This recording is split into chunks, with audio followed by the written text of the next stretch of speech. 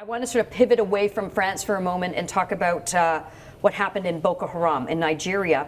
Attackers went into a Nigerian town with grenade launchers and killed hundreds. They killed actually 2,000 people. We didn't talk a lot about that one, but what more do we know about that just absolutely devastating attack? No, unfortunately, we know very little. The attack on the village has, as you said, killed around 2,000 people. The bodies are still in the streets. They're not able to even recover the bodies because of the security situation. The Nigerian military is largely nowhere to be seen.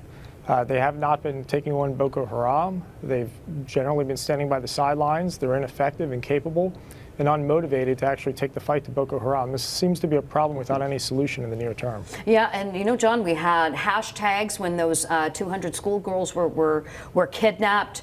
Sadly, we've read stories about some of the potential fate that some of them have faced. 2,000 people killed in one fell swoop by these terrorist thugs, yet nary a peep from the international community. Why? Well, it's one of the limitations of our own thinking. We keep thinking of Boko Haram and Al-Shabaab and Al-Qaeda in the Arabian Peninsula as isolated local phenomena. They're actually part of the same movement. Mm-hmm.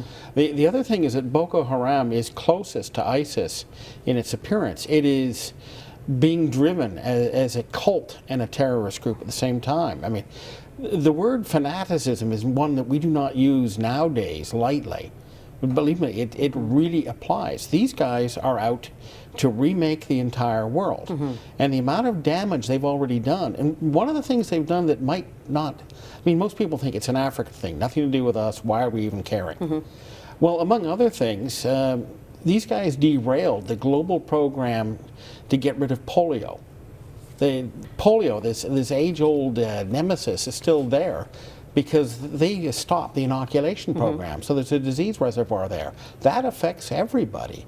You know, there's 1,000 different things, but even just the simple humanity of their behaviors, they've got to be stopped. And actually, we've got to stop thinking about getting around and volunteering military aid to countries that request it 6 or 7 months after the problem develops. And actually, what we should be doing is going wherever they are. And if Nigeria won't authorize the presence of Western aircraft overhead, too bad.